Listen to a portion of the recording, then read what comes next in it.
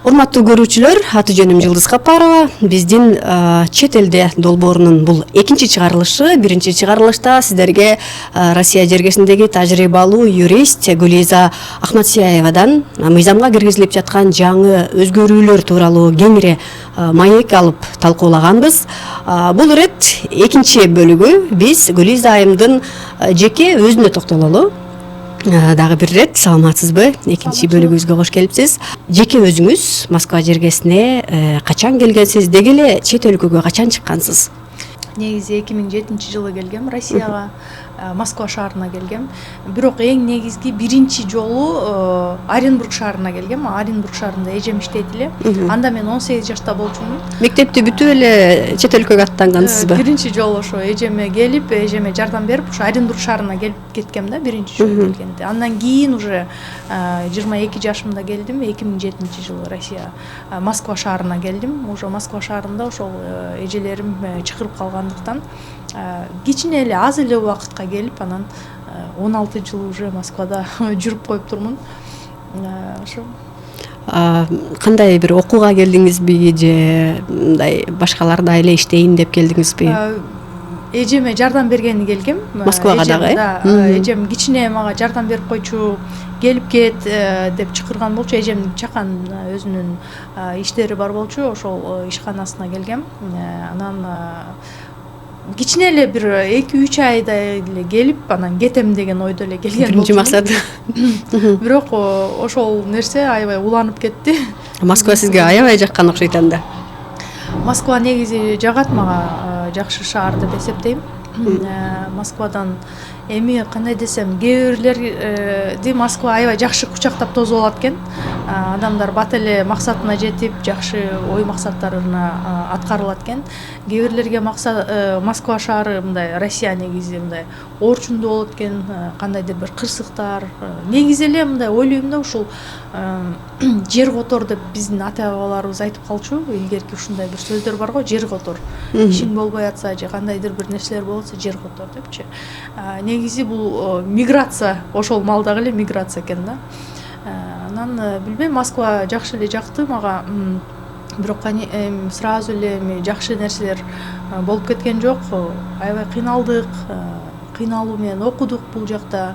Параллельно иштедим. Параллельно магазинде кассир болуп иштечүмүн. Анан ушул мен окуп атканда директорлор ушул окуп атат деп мага атайын график түзүп беришет эле, ушу окуп алсын деп. Иштеген жериңизден? Иштеген жеримен. Анан мен окуума барып, кайра магазинге келип иштейт элем, кечинде ночной сменде иштейт элем, эртең менен барып окууга барат элем. Уйкум келгенден уктап калсам дагы унчукпайт эле. Ошо директорлор поддержка кылышканда болушунча. Бүгүнкү күндө ошо магазиндин директорлору менен аябай жакшы мамиледебиз. Аябай жакшы эми адамдын кандай десем, не в нации дело деп коет го. Нацияда ар кандай адамдар болот. Бир негизи айта кетчү нерсе, адамдын өзүнөн да. Адамдын өзүнөн. Бизде деле эми жакшылар бар, жамандар бар дегендей. Ошо так жакшы, жаман эмес, көп эле поддержка көрдүм Москва тараптан. Бизде айтып коет го, жакшы жерге түшүпсүз да депчи. Кыргызстанда студент белеңиз, ошондо 22 жашта келген болсоңуз, же ал жактан бир окуу жайды бүтүп анан келдиңизби бул жакка? Жок, Кыргызстанда студентка болчумун. Сиз Кыргызстанда кайсыл кесип боюнча билим алдыңыз, анан бул жакта каяктан? Юридический боюнча окуп жаткан болчумун Кыргызстанда. Анан кийин бул жакка келип, ошол эжемдин жанында калып кеттим дагы. Анан бул жактан окуганы чечтим. Бул жактан окуп калдым ошо. 5 жыл окудуңуз. Демек, жакта Кыргызстан негизи общий 7 жыл окудум. Юрист болуш үчүн 7 жыл окудум. Өзүм магистратураны бүттүм. Мен азыр магистрант степеним бар. Ошо бүгүнкү күндө ошо магистрантмын.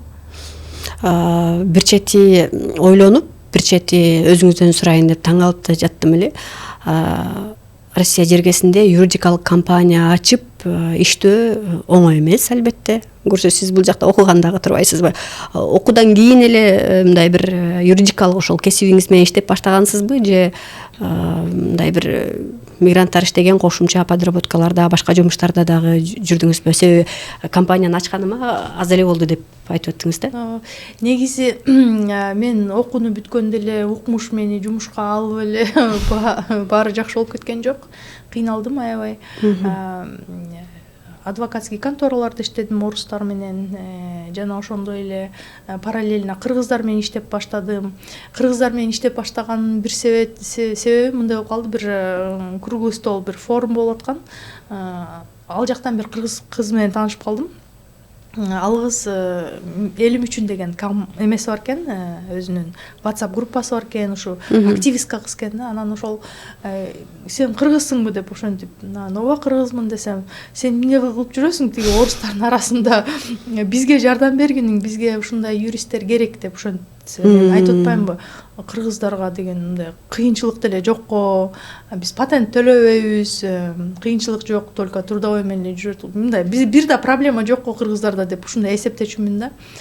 Жок, кыргыздарда проблема көп аябай деп, анан мени ошол WhatsApp группасына кошту дагы. Элим үчүн деген мына бул юрист ушуга суроо бергиле десе, жаап кетти суроолор. Мага суроо берип башташты, толтура суроолор келип атат. Мен ошондо аябай таң калгам да, кыргыздарда проблема толтура турбайбы деп. Анан ошентип активистка болуп иштеп баштадым. Активистка болгондо это абсолютно бесплатно. Мен ушу инициативаны көтөрө аламбы, мен ушу кыргыздарга жардам бере аламбы?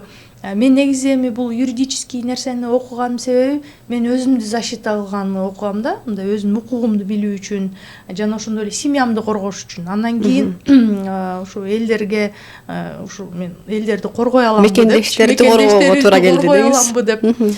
Ошентип иштеп баштадым. Анан кийин да, действительно биринчи трудовой боюнча иштедим. Зарплатасы ала албай калган мекендештер боюнча иштеп баштадым. Успешно көп адамдардын зарплатасын алып бердим. Ошол маалда жардам бердим колуман келишинче. Андан кийин ошол незаконно полиция кызматкерлери кармап алган мекендештерге жардам бере баштадым. Ошентип анан акырындап ошентип кадамдар башталды. Ушу защита боюнча, защита прав интересов наших граждан дегендей. Урматтуу көрүүчүлөр, ушул жерде мен мындай атайын баса белгилеп өткүм келип атат. Гүлүз айым 16-17 жылдан бери ушул Москва жергесинде юридика тармагында жүргөн болсо, ошол 16 жыл бою мекендештерибизге акысыз юридикалык жардам берет экен. Азыр да WhatsApp группаларыңыз бар экен, э? Да, WhatsApp группаларыбыз бар азыркы күндө. Telegram группаларыбыз бар. Анан башка группаларга да чакырышат, ошо юридический консультация берип койгулачы депчи. Биз ошолорго консультация берип, юридический мындай направленияларды айтып беребиз да. Анан негизи айта кетчү нерсе, да, мен ошондо акысыз почти 3 жыл акысыз иштедим. 3 жыл кетти ошол юридический нерсени биринчи кадамдарды баштаганда. Анан өзүмдүн параллельный жумуштарым бар болчу, ошо адвокатский коллегияда иштечүмүн. Андан кийин ошол юридический иштерди биздин мекендештерге бекер тартууга баштадым да, ушул колуман келеби деген мааниде. Ошентип иштеп баштап, анан кийин мен юридический кабинет ачтым өзүмдүн. Жеке юридический кабинетимди ачтым. Эгерде сотторго андай мындай сотторго барып защита кыла турган болсом, сотторго заявление жазып, жогорку сотторго кайрыла турган болсом деп, анан уже коммерческий основага өттүм, потому что мен берки жумуштан чыкканга толугу менен туура келди. Анан уже коммерческий основанияда ушул нерсени иштеп баштадым. Бирок негизги айта кетчү нерсе, баарына мен жардам бере албайт экенмин. Баарына жардам бергенге кол келбейт экен колуман. Анткени физически мен жетишпейт экенмин. Мен бул нерсе кандай десем, энергия деген нерсени ушул эми быйыл гана түшүндүм да, анткени обмен энергия болуп туруш керек экен да. Мен не только вот жардам деп помощь гана предоставлять этпей, ошол жарандардан мындай бир кайра отдача алышым керек экен да. Отдача албасаң сен кыйналат экенсиң, ооруйт экенсиң. Кээде эми баягы отдачасы дегенде акча эмес, көп Жакшы учурда сөз. ыраазычылык, мындай бир көзүндөгү жылмаюу деле чоң дем күч берсе керек. Бирок ошону дагы айтпай койгондор кездешеби? Кездешет. Акыркы күндөрү аябай эсим угуп калып атат да, мындай Суроолордун көптүгүнөн же мамилесинен? Мамилесинен, анан мен дагы ушундай бир элдерге алардын да уровенине түшүп, алар мага кандай отношение кылса, мен дагы алардан да ашып өтүп, мындай грубый отношение кылып алганга өтүп кетип атам да акыркы күндөрү. Мен аны өзүм билип атам. Алар мага кыйкырып айтса, мен да аларга кыйкырып айтып, ушундайчы. Ал эмне үчүн десем, психологически мен аябай эсим болуптур. Бүгүнкү күнү быйыл мен действительно аябай көп оорудум.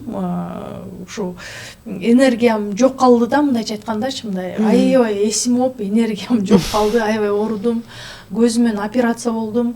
Ошо көзүмөн операция болгондо 3 күн көрбөй калдым. 3 күн көрбөй калган маалда көптөгөн мигранттар чалып, кээ бирлери аябай корс мамиле кылгандар да болуп атты. Мен ошондо билдим да, мен баары бир көп адамдарга жардам бере албайт экенмин. Канча жардам берсем деле, например, жардам бере электер бар да, көптүк кылат. Анын үстүнө акыркы жылдары мындай бир жардамга муктаждык да күчөдү окшойт. Муктаждыктар да күчөдү, анан могул ситуация делечи, могул өлкөдөгү ситуация деле элдерди мындай бир кандай десем, агрессияга агрессивный кылып атабы деп ойлойм да. Анткени мен дагы ошону ощущаю. Ар бир адамдын энергиясы передается. Силер, например, жакшы энергия болуп, мындай жакшы отношение кылып атсаңар, ошо деле передается. А силер, например, туура эмес мамиле кылып, туура эмес нерселерди, суроолорду берип, мондай эметип атсаңар, ал деле передается, энергетически передается, оказывается. Бул энергия деп коет экен да. Анан ушул нерсени мен деле түшүнчү эмесмин, колдон келишинче жардам бере берчүмүн, бирок вот акыркы күнү мен аны мойнума алам. Мен дагы ушундай бир мындай уровеньге түшүп кеткендей болуп атам да. Ошо биздин такыр эчтекени билбеген, түшүнбөгөн мекендештердин уровенинечи. Кээде мындай бир жөнөкөй нерсени дагы айтканда кабыл албаган адамдар мындай көбүрөөк жиңиңизге тийсе керек. Мындай раздражение көп болуп калгандай да. Мындай кайра эле ошол нерсени айта берсең, анан кээ бирлери туура мындай вовремя телефонду алып жооп бербей калсаң, аябай туура эмес сөздөрдү жазып ишет да биздикилерчи, мындай сен эмне жооп бербей атасың, сен эмне боюңду көтөрүп атасың, анан сен кандай адамсың, сен эмне кыйын болуп атасың деген сөздөрдү окуганда деле аябай бул деле мындай оказывается, надо работать над собой. Мен ушундай нерселерди окуганда аябай чөгүп кетип атам да. А оказывается, мындай сильный адамдар бар го, успешный сильный адамдар бар го, ошолордон сабак алыш керек экен. Анткени аларга деле ошондой атакалар болгон убагында. Мен болсо эми бизнес-коуч болбогондуктан ошондой бизнес тренингтерге барышым керек экен. Өзүң духовно көтөрүш, психологиялык өзүн тазалай турган дейсиз. Азыр хит болуп атпайбы алар? Да, психологически өзүңдү көтөрө турган, психологически өзүң менен өзүң иштешиң керек экен. Анткени кыйын экен элдер менен иштешчи. Элдер деген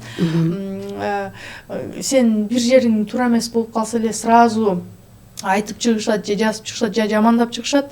А сен жакшы нерсе кылган адамың ошону менен жок.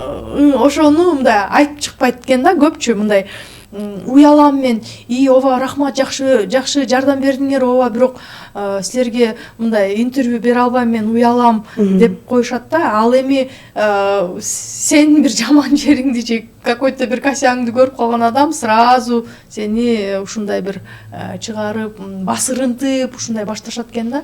Ал нерсени мындай деле чечсе болот да, например, кел, мага бетиме айт, моунуң туура эмес. Мен аябай критиканы жакшы көрөм да. Ошол критикага жараша мен өзүмдү оңдоонго аракет кылам да. Например, могу жериңерди оңдогулачы, моунуңар туура эмес. Мага бир кыз ошентип мен бир критика айтып, мен бир характеримди оңдотуп кеткен да. Бир кызчы прям бетиме айтыпчы. Мен ошол кызга ыраазымын. Гүлза эже силер деген мондай экенсиңер, антип антпегиле, мондай болсоңор деп сонун бир критика айтып кеткен. Жакшы кеңеш айтып кетти. Характерим боюнчачы. Анан эми критика болгондо мындай өтө эле мягкий экенсиңер, өтө эле элдерди жүрөгүңөргө алып алат экенсиңер, антпегиле деп мындай жакшы өзүнүн эмесин айтып кетти эле. Мен действительно адамдарды аябай жүрөгүмө алып кабыл алып алат экенмин да, анан ошого болеть этип эткенмин да, аябай жүрөгүм мененчи. Ай антпе, ай мынтпе депчи. Ай токтот деп анан карап турсам мен ага киммин да. Мен өзүмдүн тим эле ийниме бир боорум ооруп монтип аткандай урушуп да жиберем да. Деди. Ай башыңды иштет депчи. Ал бизге жакпайт да, кээ бирлергечи. Мен болсом да өзүмдүн ийнимди урушуп аткандай урушуп ийем же өзүмдүн бир сиңдимди урушуп аткандай кээ бирлерди урушуп ай деп эметип ийем да. Анан эми талаштуу мезгилдерде ага жардам бериш үчүн албетте баардык мисалдарын, баардык баягы кетирген катачылыктарын, артыкчылыктарын билиш керек болот да. Дээрлик сырдаш болуш керек. Кээ бирлер аны сразу эле туура эмес кабыл алышат дагы, менен урушуп кетишет да. Анан ладно эми. Негизи ал сырдуу кыз сизге ал кеңешин качан айтканы белгисиз, бирок кесиптик выгорание болот деп алдын ала эле жакшы бир кеңеш айткандай. Да, кесиптик выгорание болот деп окшоймун. Могу жылы аябай чарчанып турам да. Чарчанып турам, кыйналып турам. Анткени анан жана ошондой эле могу ситуация дагы айтып атпаймынбы, влияет депчи. И ситуациядан дагы судебный практика катары бүгүнкү күнү көп соттордон отмена, отказ, утулуштар көп болуп атат да, мындай утулуп калып атабыз.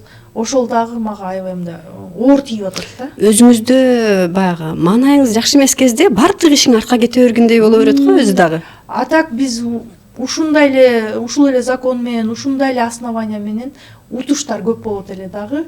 А быйылкы жылы ошондой эле основания, ошондой эле закондор, бирок утулуштар көп болуп атат да сотто. Ошого байланыштуу дагы мындай бир руки опускаются деп коет го орустарчы, мындай руки опускаются, мындай бир коюңуз антип сиз бошошо көрбөңүз. Себеби дегенде чындап эле кырдаал татаалдашып атат. Биздин мекендештерге дагы татаал мезгил келе жаткандай, демек сизге кайрылууларыбыз аябай көп болушу мүмкүн. Мени чындыгында таң калтырганы ошондой учурларда дагы акысыз кеңеш берген юристтердин бар экендиги, мекендештер менен түз байланышта, мындай орустар айтып коет го, мындай доступный депчи, мындай сизди тапканга кыйын деле эмес. Социалдык сеттерде азыр бул жерге дагы аккаунтуңуз белгилеп коюлду. Бул жактан катталып, жеке өзүнө да жазып суроолорун берсе балким болоттур. Сиз социалдык сеттен да мындай суроолоруна жооп бересизби? Суроолоруна жооп берем. Всегда эле суроолоруна жооп берем. Даже кеч болсо дагы 2-3 күн өтүп кетсе дагы ошолордун таап, анан суроосуна жооп берем да. Анан акыркы күнү консультациям 1000 рубль деп жазып койдум. Анткени демек социалдык баракчадан жеке консультацияларым ошо 1 ай болуп калды уже консультацияларым. Мындай жеке консультацияларым уже платный болуп калды. Бир кыздын мага жазган сообщениясынан кийин. Мага бир кыз жазат. Силер эмне үчүн өз убагында жооп бербейсиңер деп жазат да магачы. Анан мен бошобой айтам, мен соттордо жүрдүм эле, чоң кыз. Мен силерге сразу жооп бергенге убактым болбоду деп жазсам, аябай мындай характерлерин көргөзүп ушинте берди да магачы. Анан мен аны заблокировать этип таштадым. Мен көп кишилер менен уруша да албайм, урушкум да келбейт. Анан сразу заблокировала. Ал мага болсо башка номер менен толтура смс жазды. Эми тупица, жооп бергиң келбесе айтып койбойсуңбу жооп бербейм деп. Анан эмне үчүн реклама кыласыңар, анан эмне үчүн мынтесиңер деп. Хотя мен мага любой киши жазса, башка юристтеримдин да номерлери чыгат да, менин помощниктеримди. Ошо помощниктериме деле жазса, алар жооп берет. Алар жооп берет, алар всегда жооп берет. Анткени алардын жумушу может мага караганда азыраак. Всегда жооп берет. Кыргызстанда 2-3 юристим бар, биякта 3 юристим бар. Бүт баары всегда жооп бергенге даяр. Алардын да номерлери указан. Негизи ушундай мындай бир кырдаалдар болуп калат чындыгында. Журналисттерде дагы мындай учурлар аябай көп. Колуңду таштап басып кетесиң, бирок баягы жан дүйнөң сүйгөн кесипте кайра келип мына ушинтип Москва жергесинде болсо да ушинтип маектешип отуруп калабыз дегендей. Чындыгында юристтерге, милиция болобу, дарыгерлерге кайрылган адамдардын акыбалында туура түшүнүш керек. Оор кырдаал, эмоционалдык баягы өзгөрүүлөр ошондой учурда эми сизге дагы балким ошол эмоция менен капа кылып алгандар болсо, балким биздин эфирдин алдынан кечирим сураган учурлар да катталса керек деп ойлойм. Азыр айтсаңыз, көбүнчө кандай суроолор менен мындай айтканда кайсыл инсайт деп айтылат көбүрөөк катталат? Кайсыл суроо менен көбүрөөк кайрылышат? Кайсы суроо менен? Көбүнчө ошол депортация болуп кеттим, запрет болуп калдым, мен иштешим керек эле, Кыргызстанда жумуш жок, Россиядан нан таап жеп атканбыз, үй салып аткам жаңы эле үйлөнгөм деп, ушундай кредиттерим бар эле деп көп кайрылышат. Именно ушул эле вопрос в основном. Анан Кыргызстанда баары бир эми жумуш азыраак, эми азыр бүгүнкү күндө эми жакшы жаңылыктар болуп атат. Кыргызстан мигранттарды чакырып атат. Кыргызстан мигранттарды чакырып атат. Да, бүгүнкү күнү жакшы оңолуштар, жакшы жаңылыктар болуп атат Кыргызстанда. Мен аябай кубанычтамын. Кыргызстан ичинде да биз ошо укук коргоочу болуп иштейбиз. Кыргызстанда да Азыр Кыргызстандагы кейстерге жеткичектик. Мындай бир кол менен санап өтсөк болобу? Көбүнчө мынал маселелер көп катталат, же болбосо ушул мигранттар арасында ушул маселелерди көп сурашат депчи. Бул жерде мындай эме боюнча, ажырашуу боюнча көп. Ажырашуу боюнча көп. Себеп? Бир себеби бул миграция дагы себепкер. Анткени акча табыш керек да. Анан күйөөсү бул жакка келет. Бул жактан соответственно башка семья күтүп алгандар болду. Аялы тияктан башка семья күтүп алгандар болду. Ортодо балдар бар. Ажырашыш керек, алимент кестириш керек деп бири-бирине кандайдыр бир туура эмес нерселер болуп, балдар ортодо калгандар болду, балдар үйүнө өткөрүлгөндөр болду, ушундайлар көп да. Эми эң орчундуу эле маселе бул депортация болуп кеттим, анан запрет болуп кеттим, анан кредит төлөй албай калдым эмес, а именно бул үй бүлө да, үй бүлө маселеси да. Үй бүлө маселеси аябай орчундуу деп ойлойм. Ар бир семья биргеликте болушун каалайм. Балдары менен, өзүнүн келинчеги менен, күйөөсү менен. Көбүнчө учурда ушул нерсе жокто азыркы учурда. Көп дегенде канча эми? Көп болгондо институт семьи аябай разрушен да азыркы күндө. Институт семьи деген жок болуп бараткандай да. Сиздердин компания Кыргызстанда 2 офисиңиздер, анан Москвада, офисиңиздерчи. Бул жерде мекендештердин арасында мындай бир көйгөй бар го, мисалга жогоруда айтып өттүңүз, үй бүлөсү, аялы, балким же жолдошу Кыргызстанда, бул жака келип мындай аялы же жолдошу башка үй бүлө куруп алып, анан аялы Кыргызстандан сиздердин компанияга кайрылса, бул жактан жанагы алименттерди төлөтүү мүмкүнчүлүгү кандай? Ошо алименттер боюнча иштерди алып барабыз, жана ажырашуу боюнча. Ажырашуу өтө орчундуу. Анткени экинчи тарапты таппайсың. Тапсаң дагы ал эч кандай эме бергиси келбейт, информация бергиси келбейт. Бала болсо ошо биринчи күйөөсүнө жазылып калган. Экинчи күйөөсүнүн төрөгөн балдары биринчи күйөөсүнө жазылып калган. Ушундай бүгүнкү күндө аябай көп да ушул маселечи.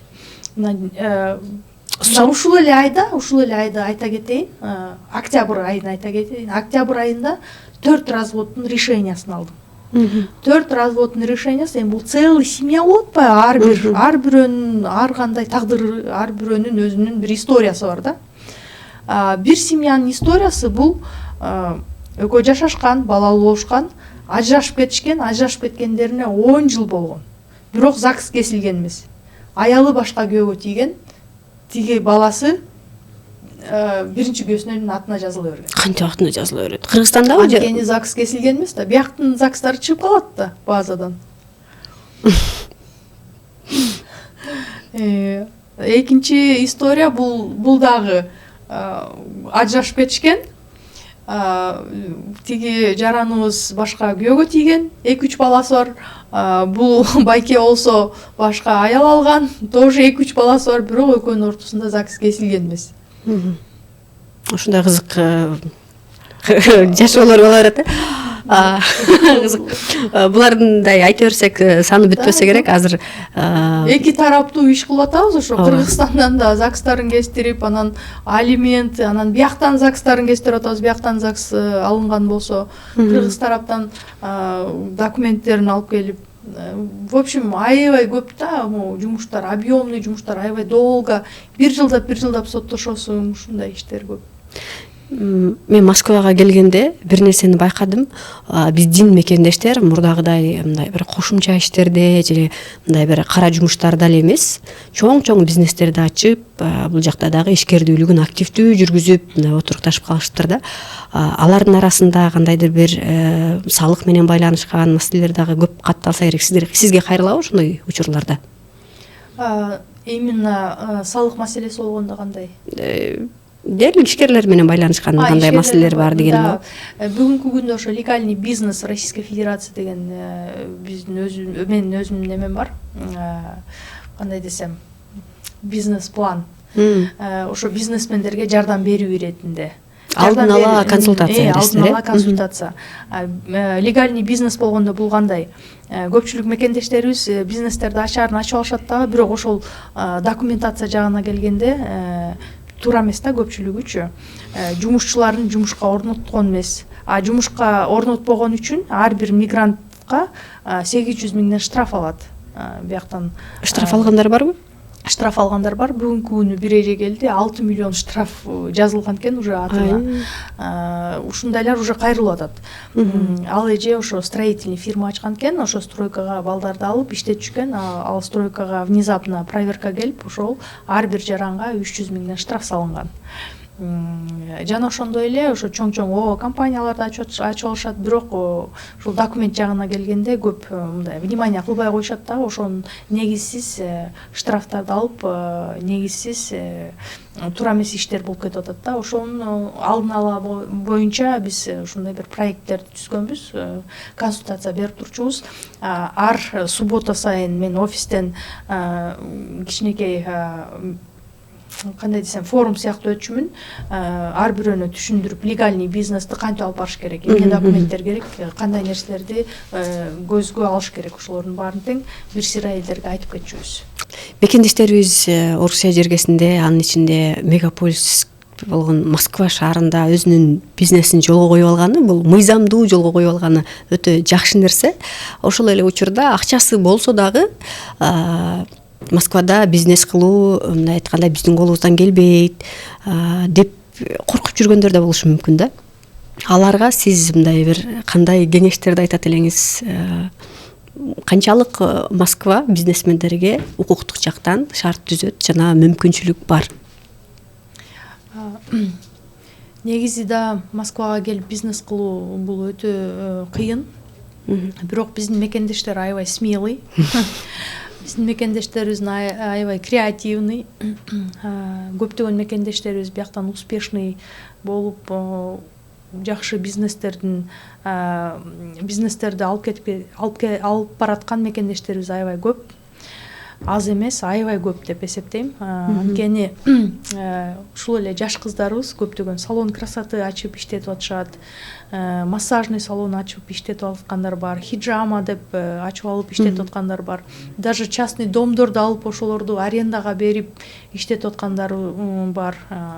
Бүт бассейндери менен, аябай условиясы менен эс алуучу жай катары. Жана ошондой эле биздин мекендештер дагы кандай бизнестин эси, чайханаларды көп ачкан, ресторандарды, укмуш ресторандарды ачкан биздин мекендештерибиз бар. Баня, сауналарды ачкан мекендештерибиз бар. Жана ошондой эле жана ошондой эле клиника ачкан мекендештерибиз дагы аябай көп. Ошолорго айтат элем, кичине документ жактарга дагы кичине көз буруп койгула. Бүгүнкү күндө ушу документация жактан жана ошондой эле жаңы мыйзамдарда буларга тиешеси бар. Эгерде сиздин компанияда незаконно иштеген мигрант кармала турган болсо, ошол компанияга чоң штрафтар салынат. Жана ошондой эле эгерде мигрант силердин компанияга официальный оформление болбосо, ошол компанияга да чоң штрафтар салынып, вплоть до закрытия, вплоть до уголовного деп жатышат Россия тараптан. Мындайча айтканда ужесточение болуп атат да. Ужесточение именно ушундай бизнесмендердин бизнес кылып аткан мекендештерге дагы тиешеси келет. Тиешеси бар, мындайча айтканда.